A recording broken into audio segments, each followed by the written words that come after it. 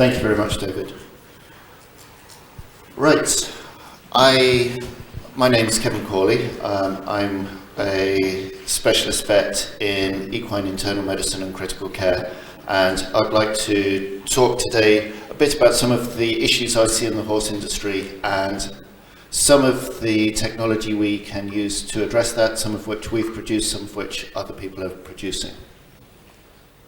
So my interest in technology is old.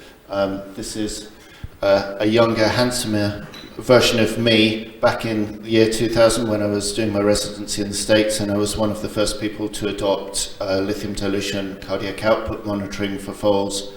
I've always been interested in the interaction of technology and medicine, and I've furthered that in a parallel career to my veterinary career. So what are the current challenges for the equine industry? And there's a number of them. One of the most pressing, and one that's in the press a lot in the States at the moment, is welfare. And the welfare comes from two issues. One is injuries and mortality of horses at the track, and it's especially horses during racing that the public are interested in. It's quite public if a horse breaks a leg or something at the racetrack. And the other part of this is the use of drugs in horses, and there is a difficulty in explaining to the public the difference between therapeutic drugs, which are used for the welfare of the horse to help the horse, for example, a painkiller given for a colic, versus a performance-enhancing drug, which might be the same painkiller given to mask a lameness or something and make the horse perform when maybe it shouldn't be. And so we need to be certain as a veterinary profession and as an equine industry that we're getting the message out about drugs and their use and their legitimate use in racehorses, but also that we control very well how those drugs are given. We can audit completely where and when those drugs are given. And so there is a very good trail to go back to when questions arise. Okay. Meat was also a big challenge for the equine industry.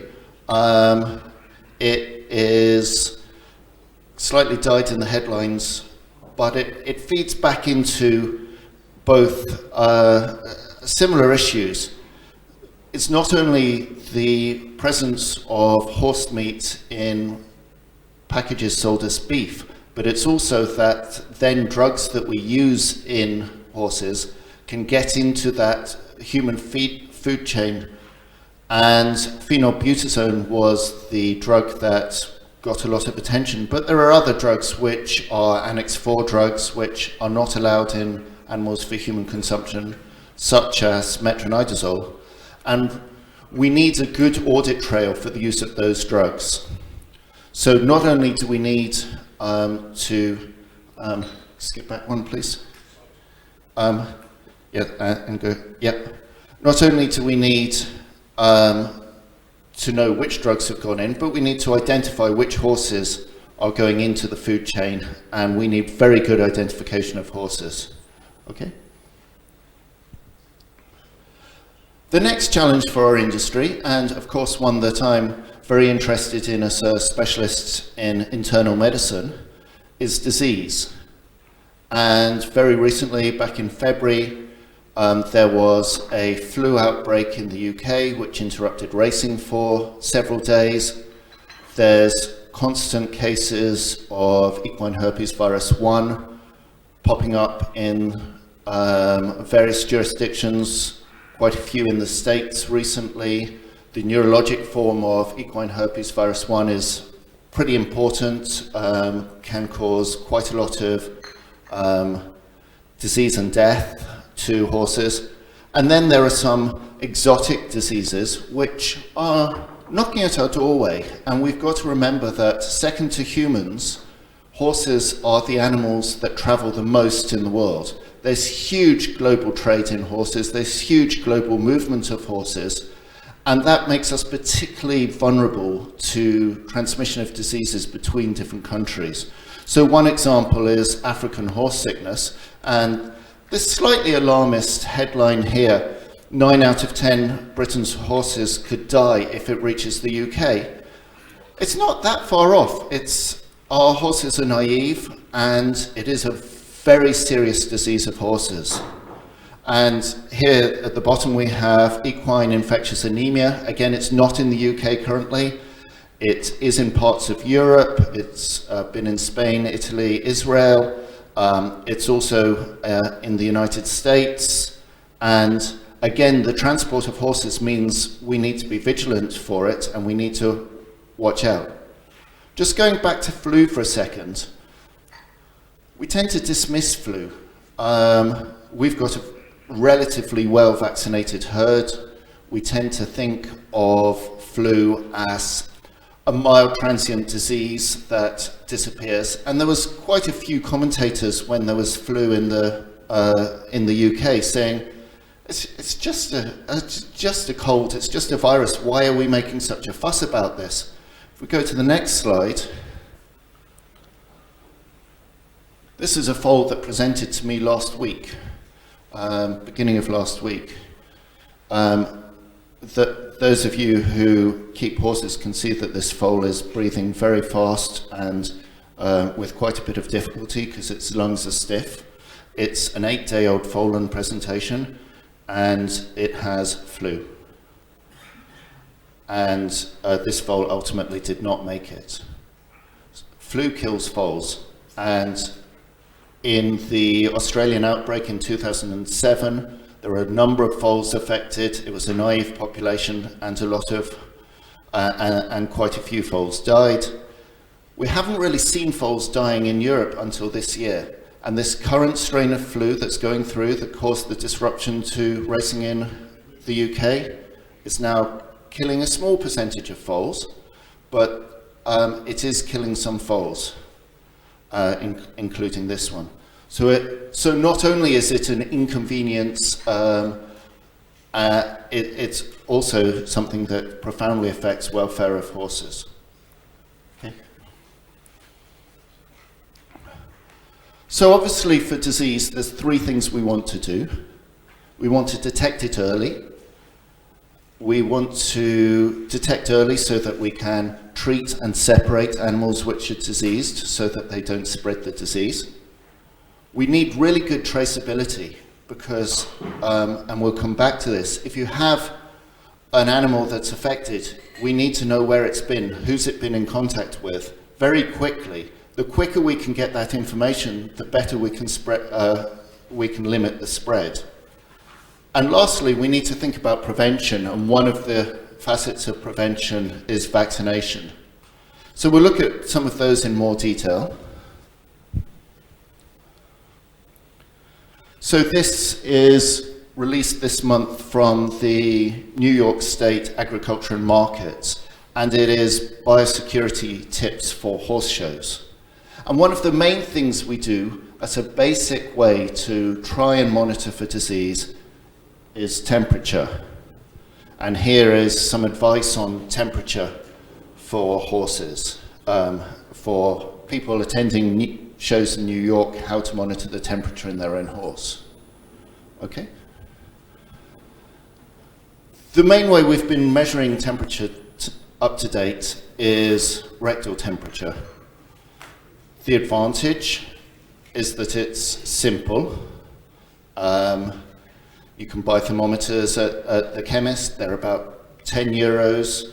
You get through a lot if you've got horses because digital thermometers always seem to break, but they're pretty easy to get. But there are some big disadvantages about rectal temperature. We ask trainers, and in some jurisdictions such as Hong Kong, they actually legislate that trainers need to measure temperature twice a day. If you think about a yard of 40 horses, trying to measure every horse's temperature I reckon that that is about 1.5 to 2 man hours. You need 2 people because you're going around the sharp end of the horse. You need someone on the head and someone to go around to the back end of the horse to get the thermometer in. You also need someone, the thermometers take quite a long time. They only take about, the ones that are advertised are 6 or 10 seconds. That's only once the temperature's steady. And usually the average time is 30 to 60 seconds to get a temperature. So to catch a horse in its stable and go around and take its temperature takes at least a minute. And probably longer for some horses. The other thing is that rectal temperatures are not as accurate as we think they are. And there's several reasons for this. One is that people are bad at it. People put the thermometer in, don't have patience, it's time consuming, pull the thermometer out. It might end up in a ball of feces.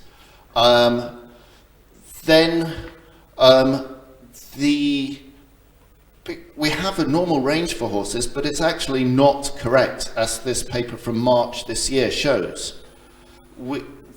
And I believe there was recent work in human patients as well, saying the traditional normal range for human patients is not correct. What we're learning is that each horse has its own specific normal temperature, and we should pay attention to a horse's own specific normal temperature. The last problem with rectal temperature is it's not verifiable, and there's the possibility for human error. There's a temperature of 39.7 and someone writes it down as 37.9. And there's unfortunately the possibility for it takes time. It's a hassle to get temperatures.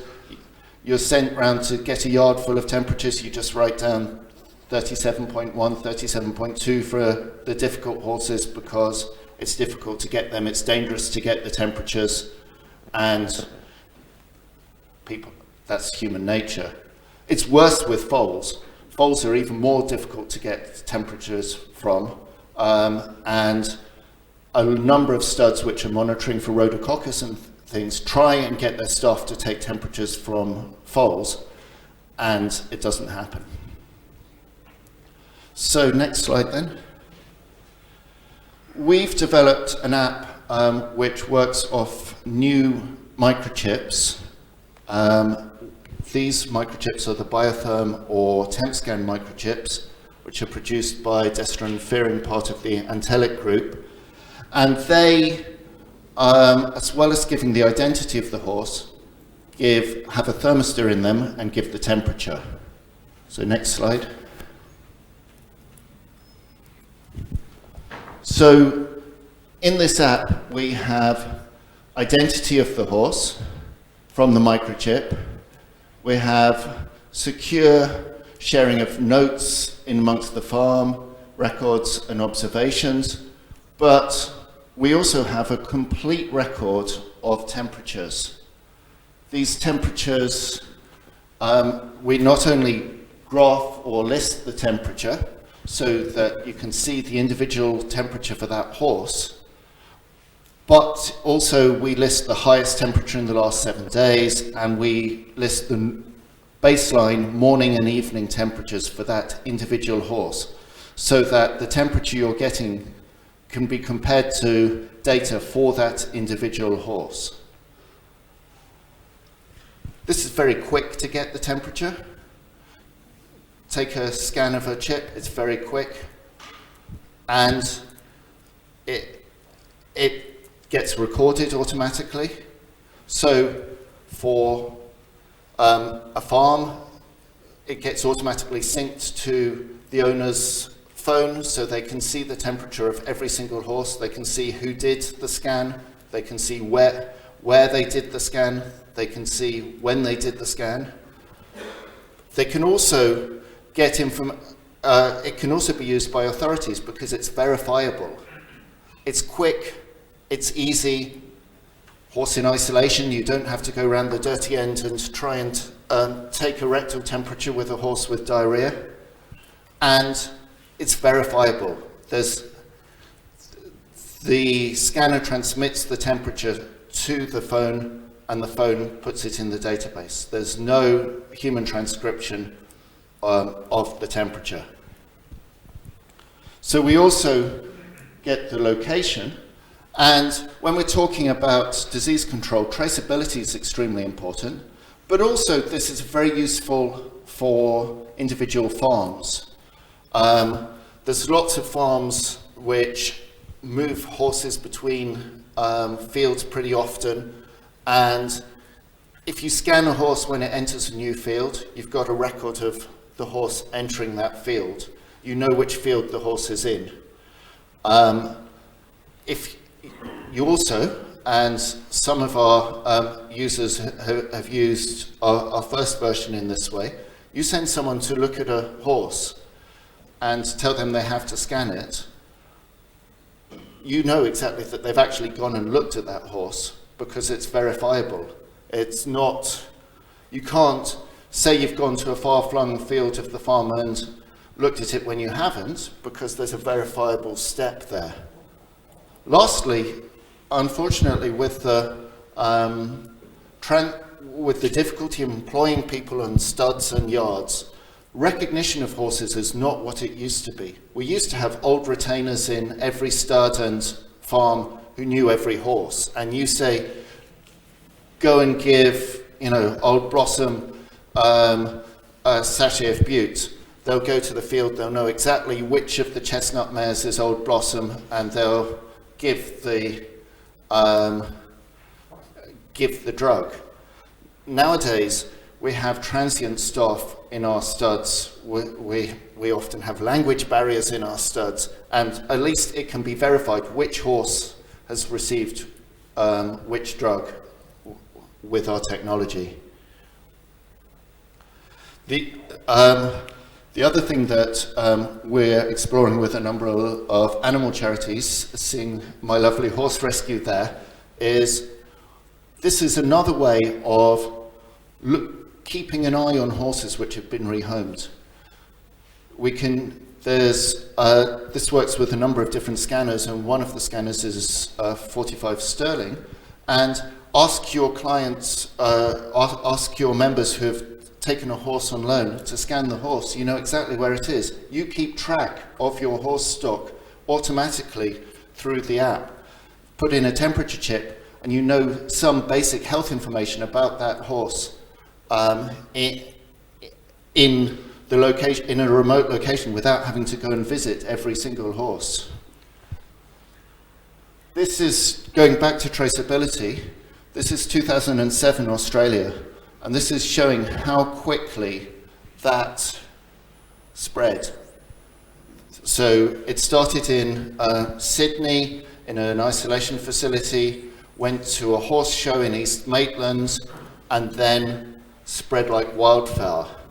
If the authorities in Australia, as soon as they'd identified it, had been able to identify every single horse that had been at that show in East Maitland, because they'd all been scanned in, and their current location, because it was mandated that every time you move a horse you need to scan them on and scan them off the lorry, then we'd have much easier response, and it wouldn't have cost them 1 to 2 billion Australian dollars.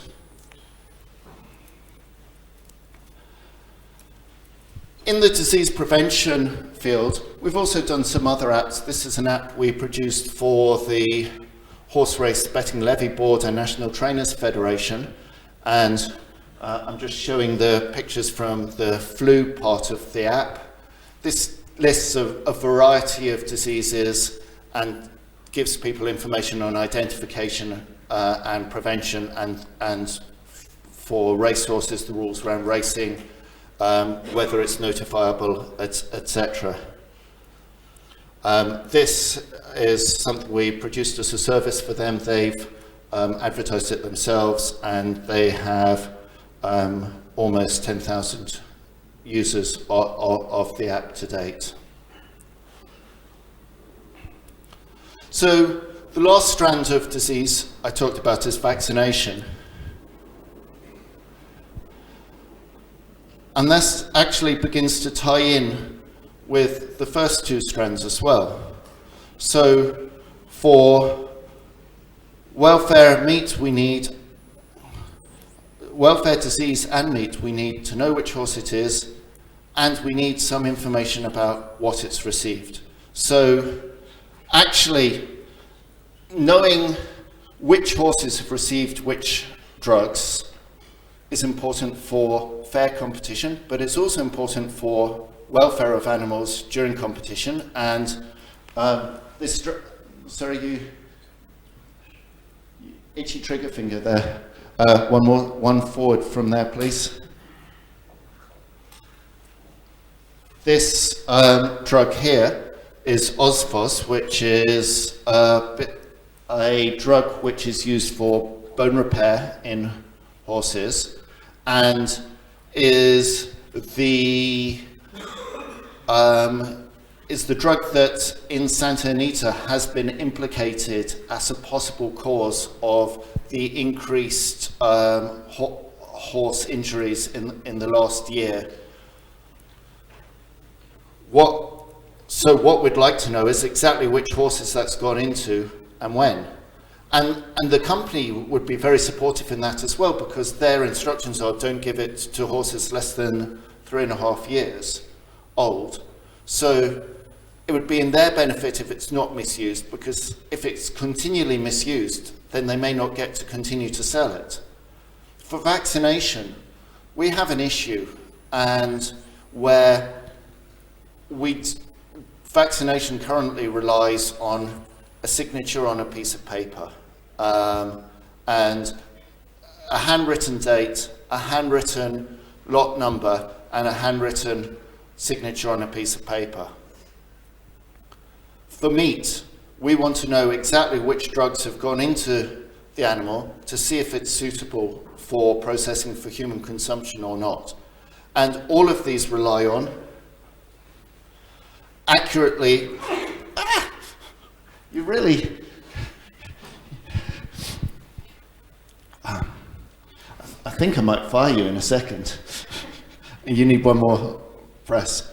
It's my builds which are confusing you. What we need is accurate record of administration of drugs or vaccination to an individual horse in a verifiable way. So what I'm going to talk about today is the individual horse part of that. The other part of that is something that my company is actively pursuing, but I'm not going to talk about that further today. Okay? So this is the original version of EquiTrace, which is currently available in the App Store and Google Play Store. And it's based on horse identification via the microchip. The microchip is currently our strongest way of identifying horses, and there are some really great benefits to it. It can be automatically identified. It can be, it's implanted in the horse, so it's difficult to remove and replace. We've occasionally seen infections around microchips and had to take the horse to surgery and try and remove it, and it's actually pretty difficult to find the thing, even when there's an abscess around it to help you. So it is, people imagine that there are people digging out microchips of horses. That is no mean feat to dig a microchip out of a horse. It is tricky. There are some issues around people maybe placing microchips fraudulently in horses, and the Temp scan biotherm microchips are a great solution for that, because although it is relatively easy to purchase normal microchips and code them, it's virtually impossible to purchase Temp scan microchips. It's virtually impossible to make them in a factory in somewhere. And you know, if you get two temperatures which vary in that microchip, you know it's a genuine Temp scan microchip, and you know it's a genuine article, and the cost of producing that would not be worth the cost of horse meat, for example, for fraud. So there's huge advantages of that microchip for that purpose as well. Okay. Because microchips aren't absolutely 100%, they're usually backed up by markings, and I don't love markings. This is an app we produced for Equine Veterinarians Australia, which has a markings module in it, automatically fills in some of your markings, helps with markings. It's very easy to produce electronically. The problem with markings, and maybe why we need electronic solutions, is that vets are terrible at drawing, myself included. So here we have the horse, and here we have the representation in the passport of that horse. And so when we're talking about electronic solutions for markings, I don't think we need to get too hung up on every white hair properly being represented in the electronic solution, because anything is better than the current system. We are so far off accurately recording the markings of horses in our passports currently. And hands up, I didn't go to art school. When I fill out a passport, I'm not good at it either. So I think this strengthens the use of the microchip, because other solutions, such as, and again, biometric data for identity, we don't have yet. We have a side project in the company looking at different options, looking at all of this, but it's just not there yet. And for example, iris scan sounds brilliant, except for if you're the poor vet who has to try and get an iris scan off a yearling thoroughbred, which is head shy.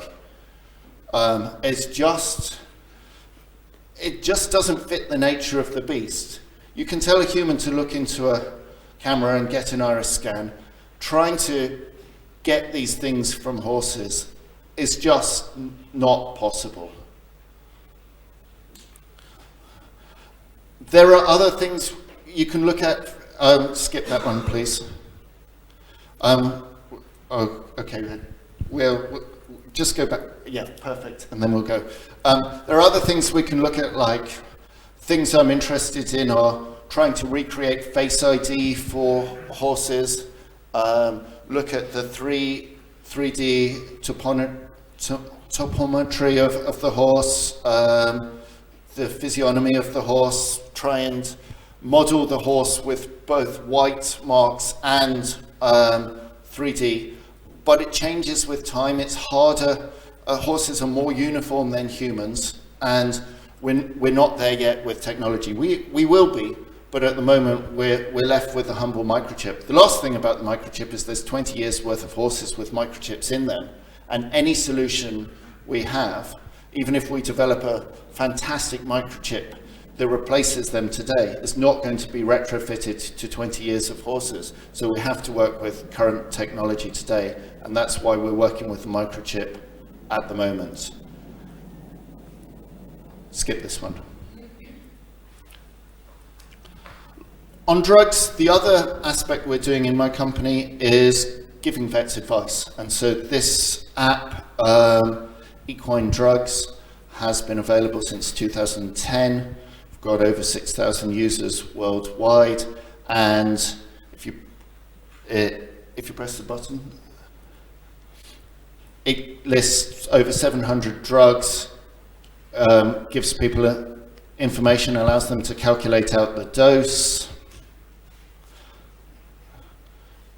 gives notes and references for the dose, and then gives information on competition rules.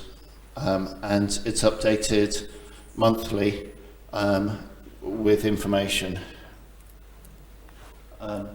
This app is available for people to purchase on subscription. It's also available for members of British Equine Veterinary Association Equine Veterinarians Australia, and it was available for a while in the UAE in an app produced by Boehringer. So, to come back to my theme of current challenges for the equine industry, we have welfare, disease, and meat, and right in the middle of them is the vet, not that vet.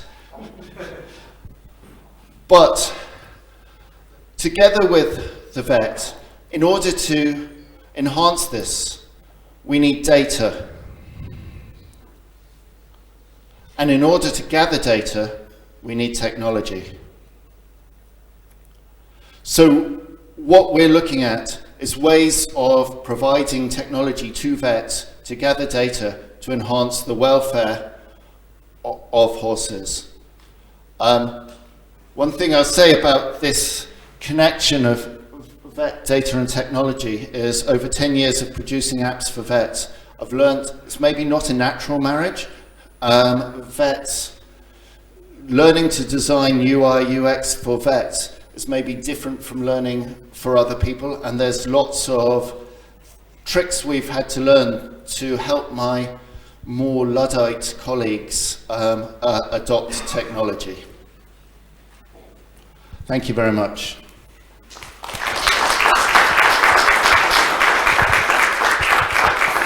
We've got time for questions.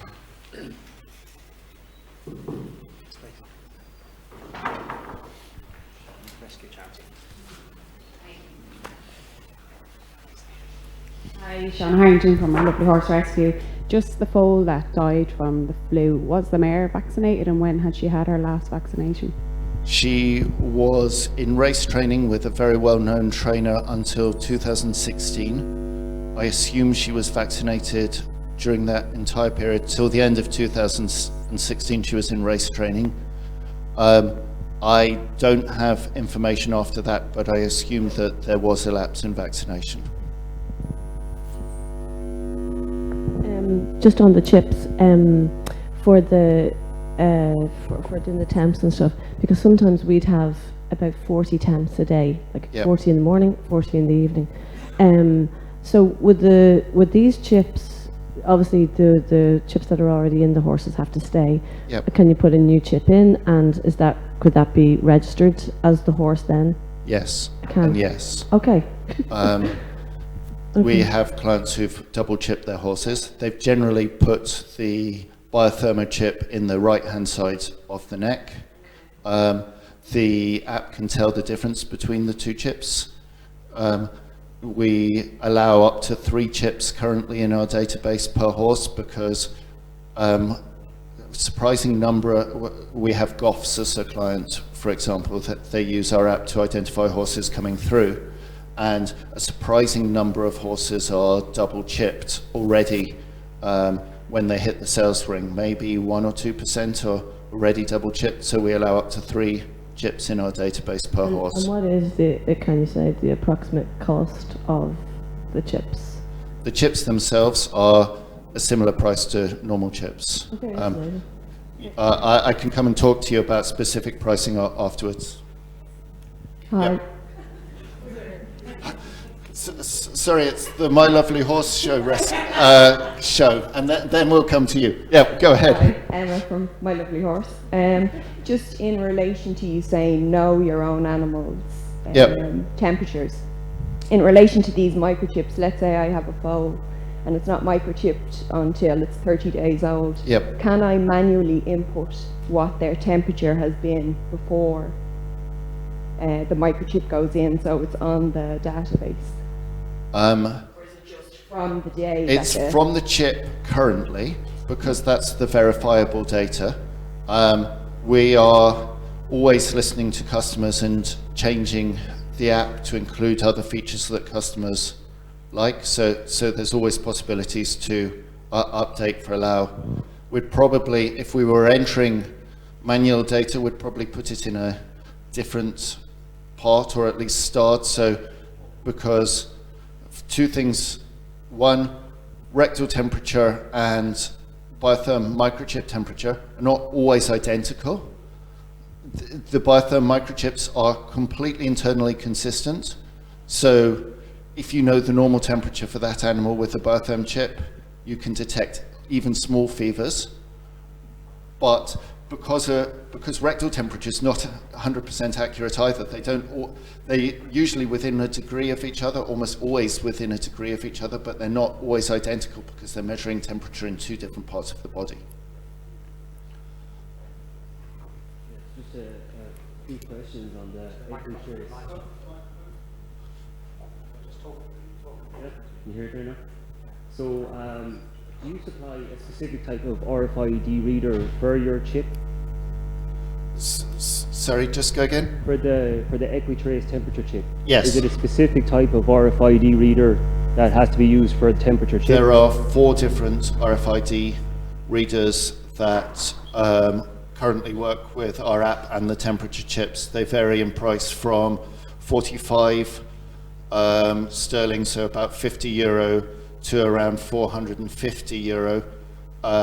Obviously, if you buy a very powerful one, it's very, very quick to acquire the chip. If you buy the cheap one, sometimes you have to hunt it a little bit. If the chip is deep, you get what you pay for. And in terms of connectivity, so you were saying how you can have somebody at the yard scanning your horses while you're away. You know exactly where the horse is and temperature and whatnot.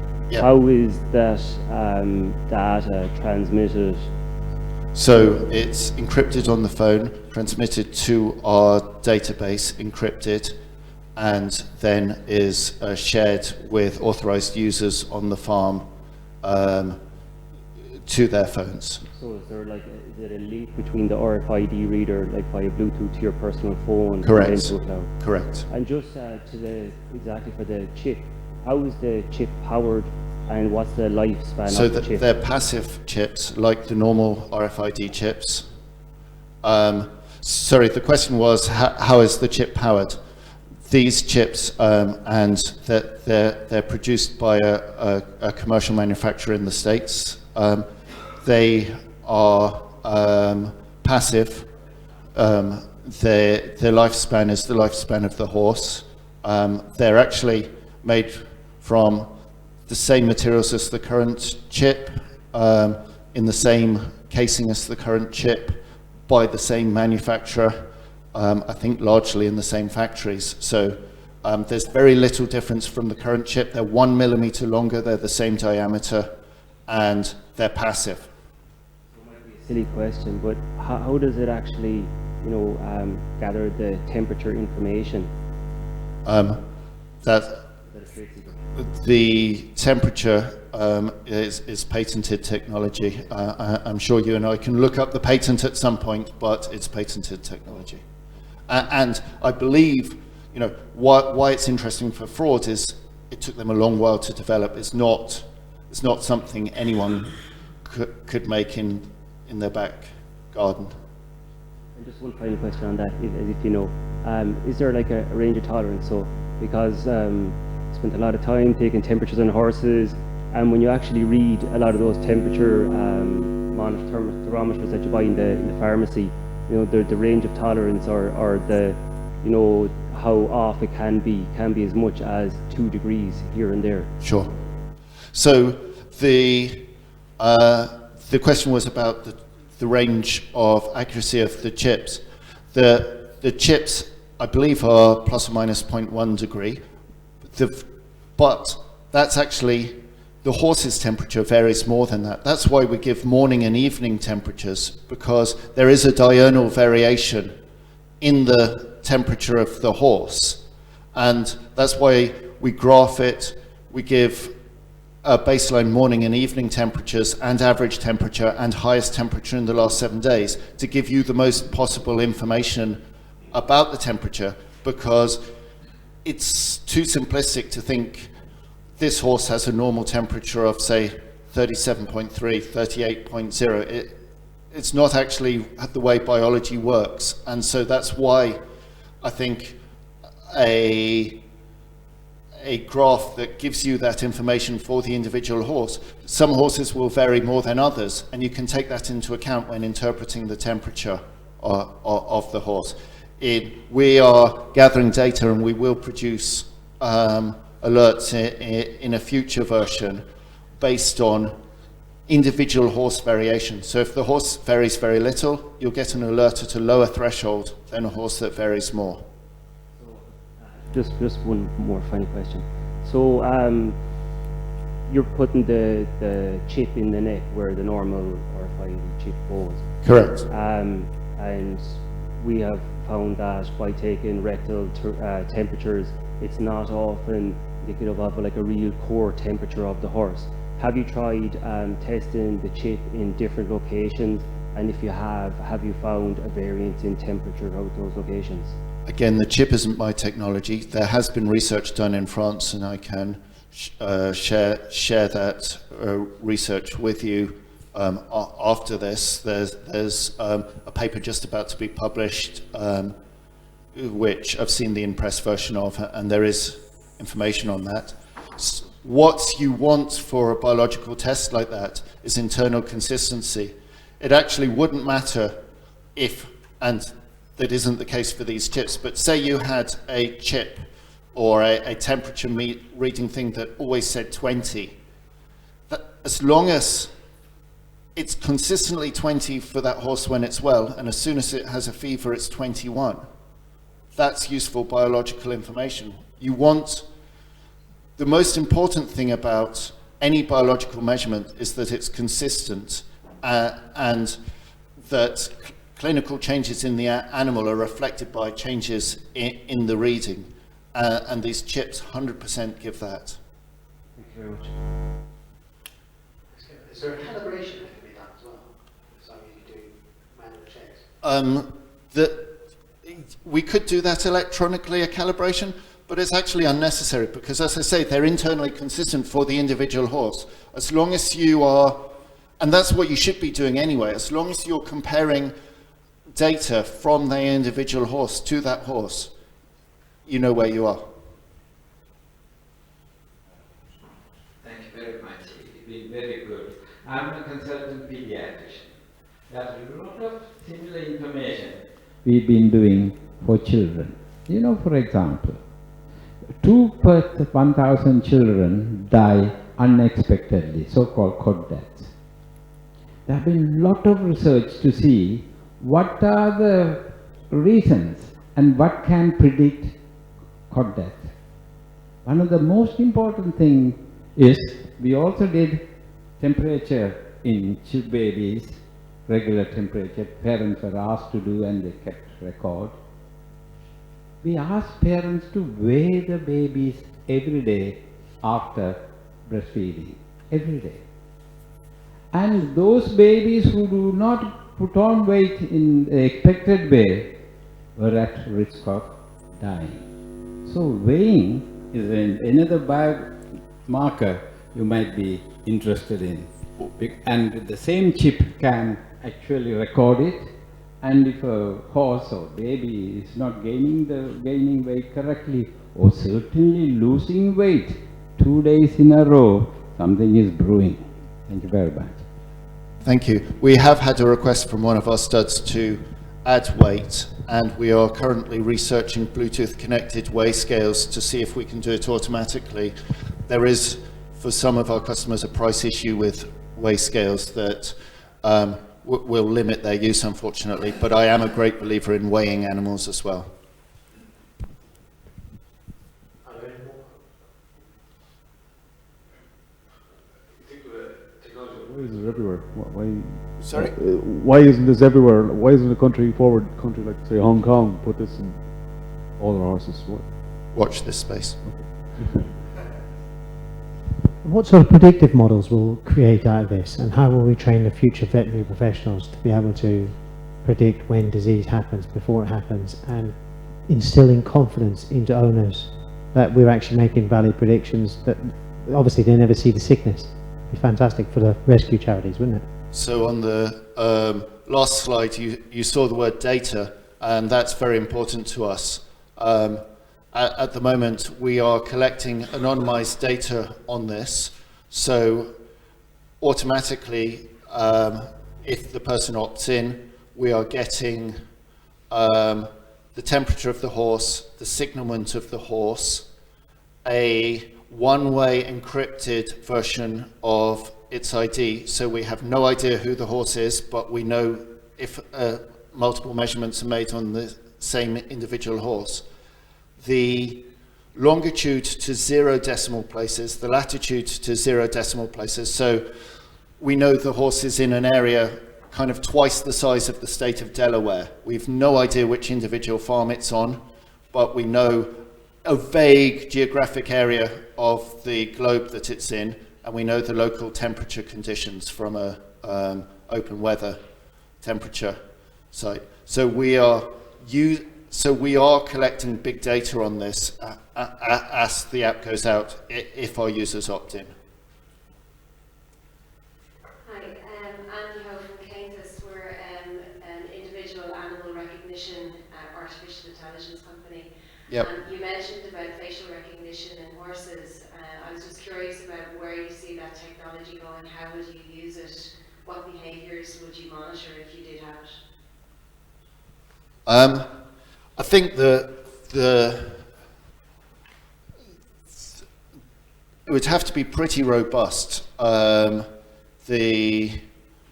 Some of the limiting factors that we found in our initial pilots are lighting conditions, because unfortunately the lighting conditions in stables can be very, very poor when we're talking about trying to recognize a horse going into the sales. Suddenly they go from bright sunshine in the pre-parade ring down into a dark tunnel, down into the